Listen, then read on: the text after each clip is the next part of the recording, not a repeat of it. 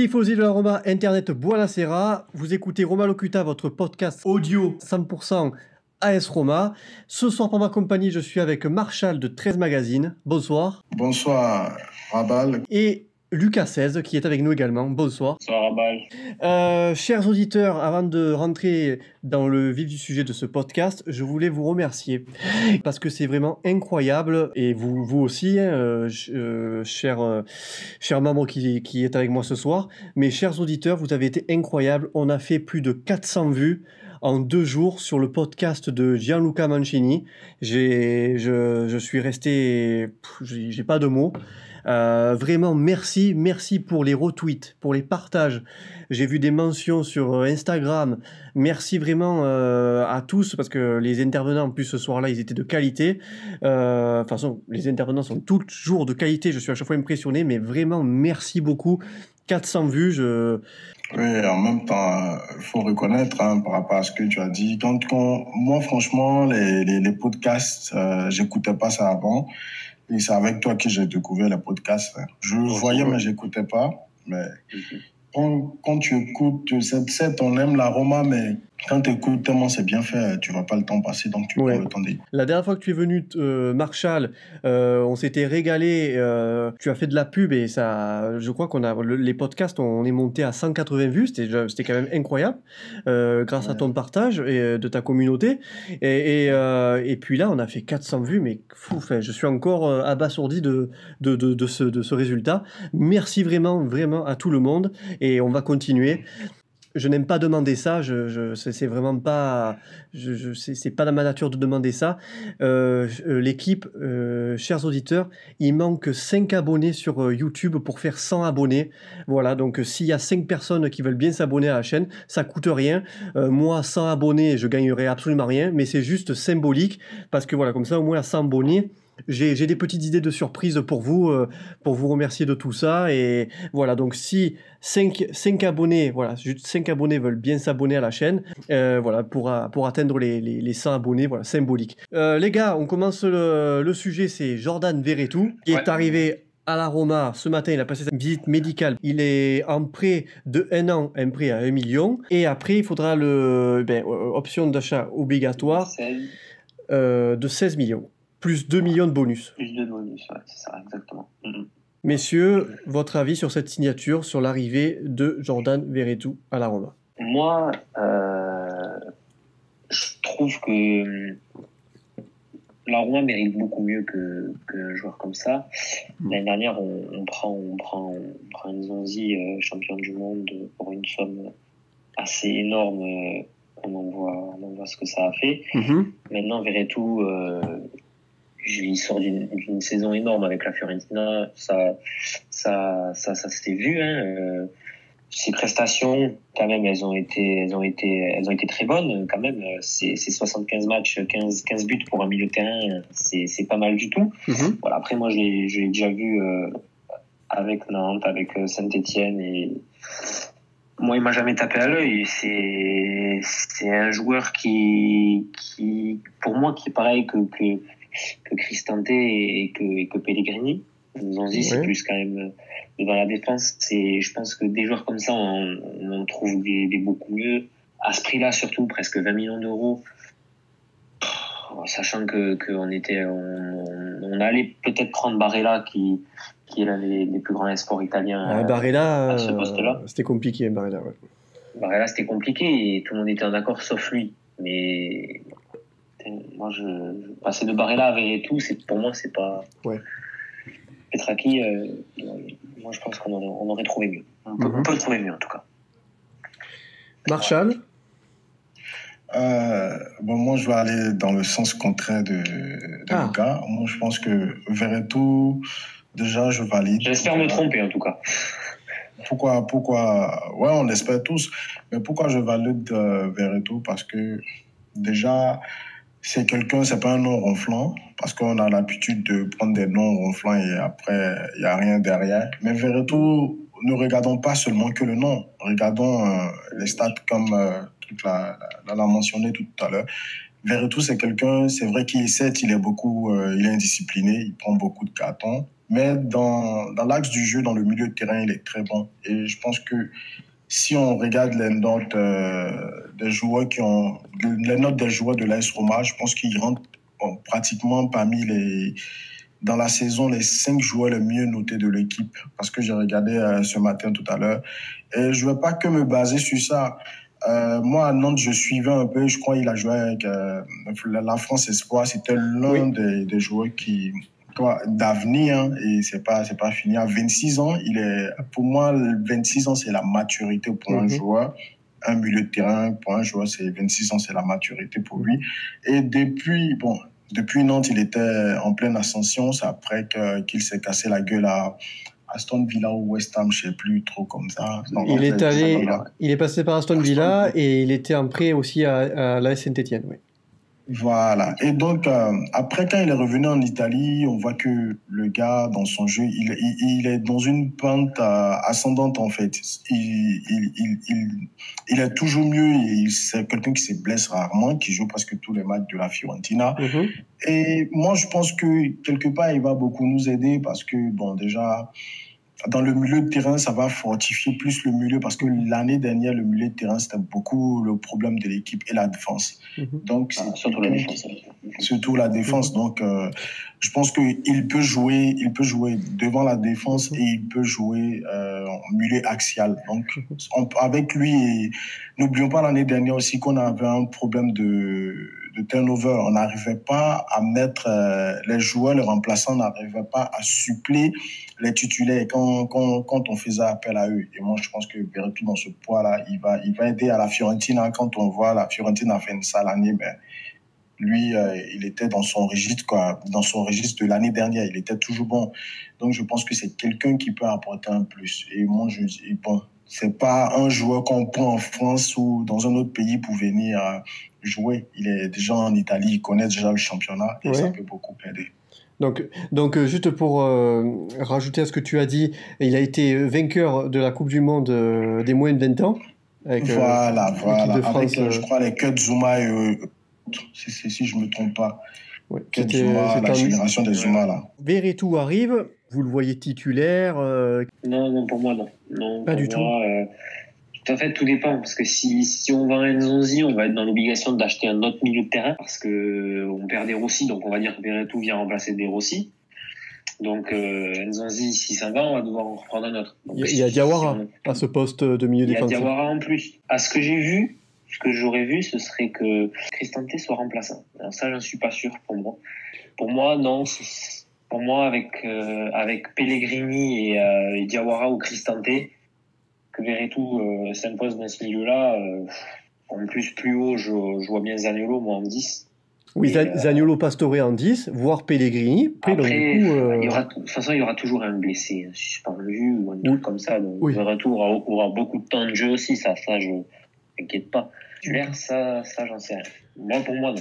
De toute façon, il faut faire du turnover pour la Serie A, la Coupe et ainsi que l'Europa League. C'est sûr, il faut faire du turnover. Voilà. Pour moi, dans cette équipe-là, si on va avec près de dire qui sera titulaire ou non, on va se planter encore comme l'année dernière. Moi, je pense qu'avec Fonseca, toutes les 4 sont rebattues actuellement. Je pense qu'il n'y a personne qui ne se détache vraiment en tant que titulaire. Et puis, bon, dans le système, on sait déjà qu'on ne va pas jouer en 4-3-3. Ça, on le sait déjà. Ce qui est bien, on peut jouer, vu les joueurs qu'on a, déjà, on peut jouer en 4-3-3 et aussi en 4-2-3-1. C'est-à-dire que Verretou, on peut jouer avec Verretou 2 points de basse devant la défense Diawara, Verretou. D'accord, oui. Si Nzonzi reste, on peut jouer avec Verretou, Cristante. Donc, et vu qu'on joue l'Europa League, la saison sera longue. Je ne pense pas que la Roma va cracher sur l'Europa League. La Roma a besoin de vendre Nzonzi. La Roma a besoin de le vendre. Pour moi, oui, on doit dégraisser. C'est obligé. On a besoin d'argent. On a bien vendu, c'est pour ça qu'on ne veut pas baisser. N'oublions pas qu'il y a Gonalon aussi, donc on doit dégraisser. Gonalon, oui. Gonalon, il est pratiquement parti. On doit dégraisser. Donc moi, je me dis que Verretou, personne qui part, moi, dans mon esprit, il n'y a personne qui part titulaire dans cette équipe. Est-ce que... À part le gardien qui est pour Lopez, quoi. Et moi, Lopez et Pellegrini. Je suis désolé, mais Pellegrini... pour moi, c'est lui qui doit avoir le brassard. Oui, tout le monde sait qu'il mérite naturellement le brassard, mais avant, moi, j'aimerais d'abord qu'il re-signe et ensuite, on va parler du brassard. Ah oui, après, ça, c'est autre chose, mais pour moi, c'est lui et Logol Lopez qui sont les deux indiscutables. Après, ça tourne. Oui. Zaniolo, il n'est pas indiscutable pour moi. Il n'a pas prouvé encore, Zaniolo. Non, là, on est d'accord. Je te suis dessus. Alors, pour moi, c'est son année. Là, c'est son année. C'est cette année-là qui doit prouver. À Zaniolo, ouais. C'est son année, là. Soit à la fin de l'année, on le vend pour un prix exceptionnel, soit il reste pour de longues années. Oui. Mais c'est cette année que tout va se jouer pour lui. Et il en a conscience, je pense. Très bien. Déjà, il est rentré plutôt à Trigoria. Il sent qu'il y a de la concurrence. Donc, oui. Un joueur qui rentre plutôt de vacances, c'est presque jamais vu dans le football. Il sent peut-être qu'il est un peu en danger et qu'avec Petraki et Fonseca, il n'y a pas de cadeau, quoi. Ben, d'ailleurs, messieurs, la question que je vais vous poser, c'est, à part Pastore, donc, qui a 30 ans, qui a de l'expérience, si on regarde le reste de l'effectif au milieu, c'est très jeune. Très jeune, et l'expérience, alors je veux bien qu'on reparte dans une ASE... Cette année, on l'a vu, la jeunesse. Il y avait pratiquement que de la jeunesse cette année. Bon, t'avais De Rossi, t'avais Nzonzi... Oui, non, mais pour moi... Olsen, c'est jeune. Je parle de ce principe. Ah non, mais moi, oui. Non, mais là, je parle uniquement du milieu, là. Sans expérience. Là, je parle du milieu. Oui, mais le milieu, pour moi, il avait de l'expérience, oui, parce que De Rossi, Nzonzi, c'était expérimenté quand même. Bien sûr. Des joueurs qui ont gagné la Coupe du Monde, tous les deux. Bien sûr. Cristante, ça commence à avoir de l'expérience. Il a fait plein de matchs. Pour moi, ce milieu-là, cette année, il n'a pas du tout d'expérience. Ah oui, voilà, c'est ça. Je te rejoins complètement. Et vous avez pas. Alors, je veux bien que ce soit une année de reconstruction, mais c'est quand même. Ouais, c'est un peu le but de la Roma. Le but de la Roma, c'est de construire une équipe italienne et jeune, en fait. Ouais. Je pense que vous l'avez vu, l'arrivée de Verretou et Diawara, c'était bien, ok, mais celle de Mancini, tout le monde était fou, on va dire, puisque c'est un défenseur italien, il est jeune. Donc voilà, à Rome, quand tu signes un Italien, wow, c'est bon là, tu as convaincu tous les supporters. Oui. Alors que là, au milieu, pour moi, il n'y a pas du tout d'expérience même. À part donc Nzonzi, voilà, qui va partir. Diawara, ça a joué 20 matchs cette année. Verretou, il en a joué plein, mais pour moi, il n'a pas beaucoup d'expérience. Verretou, il n'a fait aucune titularisation en équipe de France. Zaniolo, ça n'a pas d'expérience. Cristante, ça commence, mais ça n'en a pas. Oui, Cristante, il était un peu limite. Oui. Ouais, cette année, t'avais quand même De Rossi qui était au-dessus. Oui. Et on le sentait que sans lui, au milieu, on était perdu. T'as un Koric qui n'a pas joué. Et lui, je le connais même plus dans le groupe. On l'a pris en tant qu'un grand futur comme Gerson. Gerson qui arrive, on lit sur tous les sites italiens, la Corriere dello Sport, tout ça, le futur Neymar, il retourne au Flamengo. Et Koric, c'était un grand espoir croate. Voilà. Il n'était même pas à la Coupe du Monde. Non. Donc, certes, il est jeune, mais bon, pour moi, il n'y a pas du tout d'expérience dans ce milieu de terrain. Pas du tout. Puisqu'on va perdre Nzonzi dans la logique, et Nzonzi s'en va. Le milieu de terrain, il n'y a pas d'expérience, ça on le voit. Et l'expérience acquiert dans le jeu. Et moi, ce qui me fait un peu plaisir, c'est que quand on recrute cette année, comme ce que Lucas le disait, on recrute en Italie, c'est-à-dire on veut aller sur même la base du renouveau, on va sur la base du renouveau, mais on ne prend pas des joueurs qui viennent de l'extérieur, avec qui on a besoin d'un temps d'adaptation. Et là, on prend des joueurs qui sont dans le championnat, ils connaissent le championnat, et voilà. Donc, ils vont. Même s'ils sont pas forcément italiens. Voilà, c'est la reconstruction, mais une reconstruction saine. Donc, je pense que, comme je l'avais dit à Rabat la semaine dernière, moi, j'ai foi en cette équipe, au collectif qu'elle a. Maintenant, ça va dépendre de comment on va jouer, mais j'ai foi. Moi, j'y crois plus. Ça va dépendre de comment on va jouer. Et je sais que ce milieu-là, il est jeune. Et si on garde ce milieu-là, ne serait-ce que 3 ans, on va avoir l'un de bons milieux en Italie. Donc, on n'a pas besoin on peut construire tranquillement. Tristan, c'est quelqu'un qui est bon. Il a besoin de confiance. C'était l'année dernière, c'était sa première année. Et moi, je pense que cette année, il va... Parce qu'arrivant un moment avec Di Francesco, il y a un moment, il a commencé à se retrouver. Il était bon dans le jeu et tout. Donc, moi, j'ai foi dans cette équipe. Ils peuvent être jeunes, mais c'est là on va voir l'apport d'un taulier comme Fazio. Mais d'un côté, moi, j'ai un peu peur aussi. Fazio, non, mais Fazio, tu peux avoir... Non, moi, je pense que Fazio, on a encore besoin de lui encore un an. On a encore besoin de lui un an parce que Fazio, c'est vrai, cette année, il a... Non, sur le début de saison, Fazio, sans Manolas à côté, mais je pense que cette année, Fazio, c'est quelqu'un, il a besoin de quelqu'un qui est rapide à côté de lui parce que lui, c'est là que Mancini peut aider. C'est là que Mancini peut aider si on n'a pas Alderweireld. Le problème, c'est que si on met Fazio, Mancini seul dans l'axe, c'est deux mecs qui ne savent pas relancer, c'est deux bourrins. Fazio, on le connaît, c'est un bourrin, il est zéro dans la relance. Mancini, c'est comme Chiellini, c'est des mecs qui vont au charbon, mais Manolas, il allait au charbon. Manolas, c'était pas bon dans la relance non plus.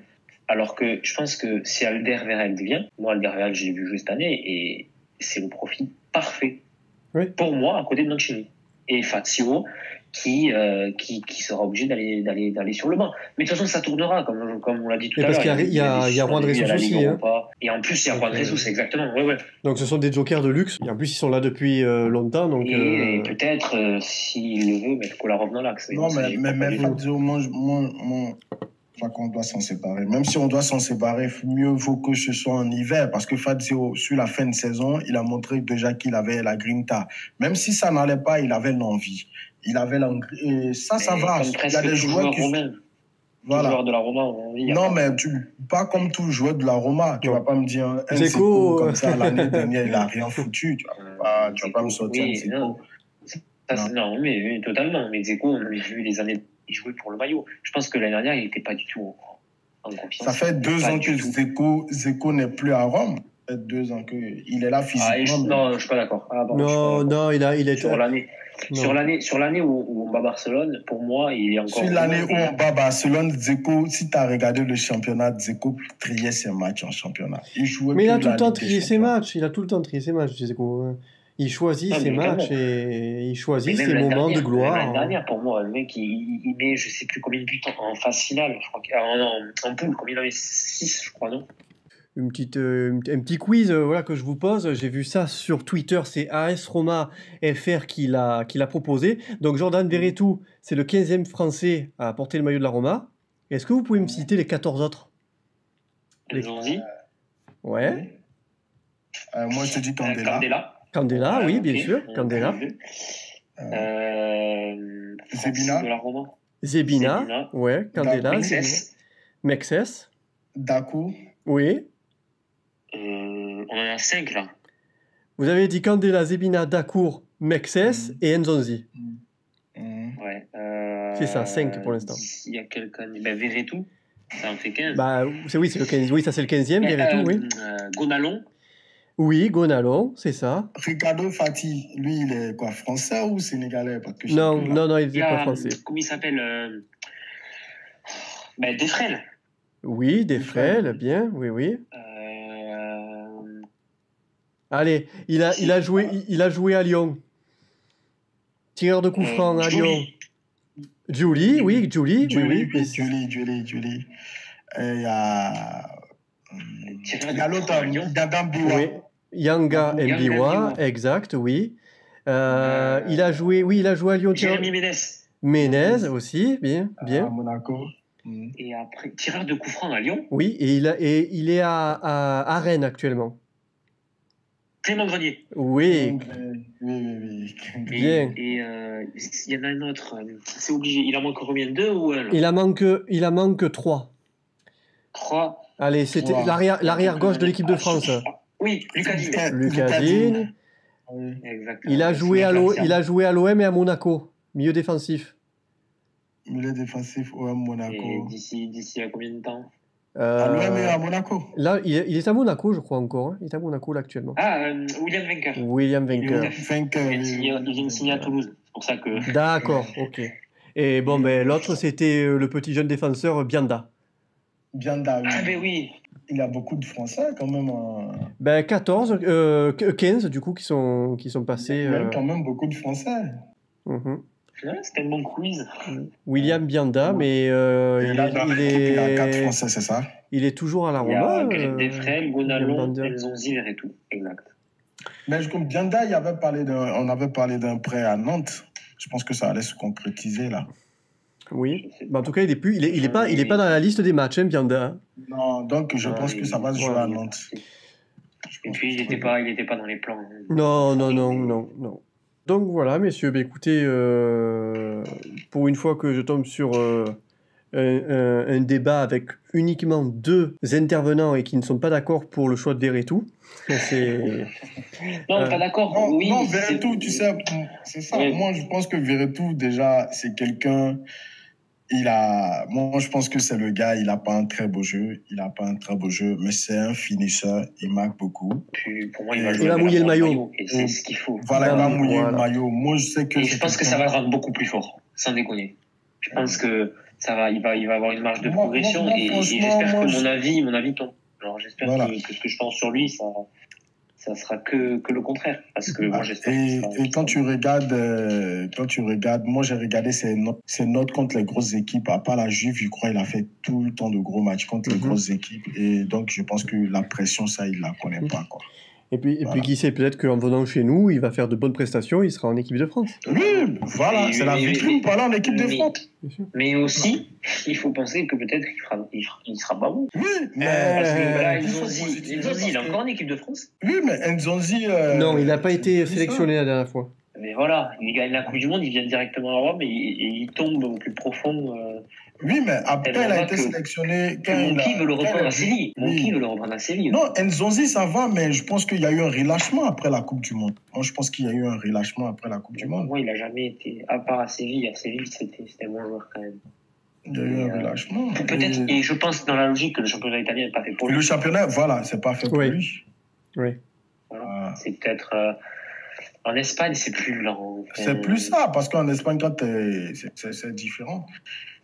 Verretou, moi, je sais que c'est pas un gros nom, c'est quelqu'un, il peut être bon, il peut être mauvais. Et 20 millions, moi, je pense que c'est pas mauvais, 20 millions, ça va. Quand même.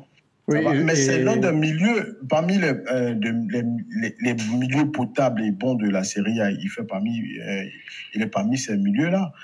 Son dernier appel à Nzonzi en équipe de France, c'était contre l'Uruguay, le 20 novembre. L'Uruguay, oui. Le 20 novembre 2018. Pas longtemps. Il a pas, et en juillet, il n'a pas été rappelé. Voilà, il n'était pas dans la liste. Donc ça confirme bien que... Oui, non, mais l'équipe de France, tant que il y a certains clubs, je pense que Deschamps, il le sait. Quand il y a l'Europa League qui est là, je pense que Verretou, il sait qu'avec les matchs, il aura la chance de jouer. Oui, il aura sa chance, il va l'avoir. Et voilà. Et je pense qu'il sait qu'avec à Rome, déjà, il a déjà... moi, je suis jamais allé à Rome, hein, là-bas, il fait bon vivre. Et bon, je me dis qu'il y a déjà une petite communauté française là-bas aussi, donc il va se sentir un peu... dans le sud, il va se sentir bien aussi. Et mais moi, ils ont dit Verretou, franchement, je sais que c'est un bon transfert, quoi. Et il faut envoyer des ondes positives aussi. Mais là, actuellement, à Rome, il y a Gonalon, il y a lui qui vient d'arriver, Verretou, Nzonzi et Defrel. Mais dans la logique, les trois vont partir. Oui, dans la logique, ils partent. Mais je veux dire, là, le temps que Verretou arrive... Bon, Bianda... juste le temps de l'adaptation. J'ai vu le match d'aujourd'hui, facile, il est allé... Et puis Pastore parle français aussi, Pastore... Voilà, donc ça va facilement. Oui, ça va l'aider, oui, bien sûr. Voilà. Enfin, il parle... Par contre, Verretou, il n'a qu'à commencer à parler, ça fait 2 ans. Oui, donc oui, j'imagine que voilà, maintenant, oui, voilà, je dis Pastore parle français, mais Verretou, il a l'habitude maintenant, mais voilà, Pastore a eu l'habitude de vivre pendant 5-6 ans en France. Oui, j'ai vu son interview tout à l'heure, là. Français en plus. Et qui sait, et pourquoi Jordan Verretou ne viendrait pas dans un des podcasts à l'avenir? Oui, voilà, moi, comme je te dis... Les Français sont invités à venir. Moi, le conseil... Moi, j'aimerais bien. Hein. Le conseil que je te donne par rapport à ça, continue, sois actif. Hein, beaucoup sur Twitter, Instagram, Facebook. Je pense pas que tu dois trop y prêter attention. Parce Facebook, que moi, je suis sur les groupes de Facebook et ça marche très bien, les groupes Facebook. Oui. Mais c'est vrai que j'ai pas de compte personnel parce que je suis sur ces groupes-là. Je vais te donner de la force. Mais n'hésite pas à aller vers les joueurs, n'hésite pas à leur envoyer des messages parce qu'il y a beaucoup, il y a d'autres qui prennent la peine de répondre. N'hésite pas, tu envoies. Je pense que des mecs comme Verretou ou même qui soient peut-être pas français. Oui. El Pastore, par exemple. Non, mais après, c'est vrai que d'avoir... Même pas forcément venir sur le podcast. Déjà que toi, tu peux te déplacer. C'est des petits trucs, ça se fait rapidement. Hein. C'est de fil à aiguille, bien sûr, et on verra bien où mènent les podcasts. Mais en attendant, je compte pas m'arrêter là. Vous êtes vraiment au top du top à chaque fois. Maintenant, tu peux faire podcast où toi on te voit et même si nous on est en audio derrière, c'est bon. Là, comme ça va encore augmenter l'engouement. Il y a des gens qui verront. Eh bien, voilà, je tenais encore à vous remercier, chers auditeurs, pour le podcast précédent. J'espère que celui-là va être dans la lancée et qu'il y aura encore un maximum de vues, un maximum de force, comme dit Marshall. Donc, donne la force. Marshall de 13 Magazine, merci d'avoir été là ce soir. Oui, merci à toi aussi, Rabal, et merci à Lucas d'avoir été là avec nous. Lucas 16, merci. Merci à toi et Marshall. C'était très bien. Un plaisir. Et à refaire, surtout. Et vous revenez quand vous voulez, messieurs. Vous revenez quand vous voulez. Chers auditeurs, pas de problème. Chers auditeurs, bonne soirée et ciao et à très bientôt. Ciao, ciao.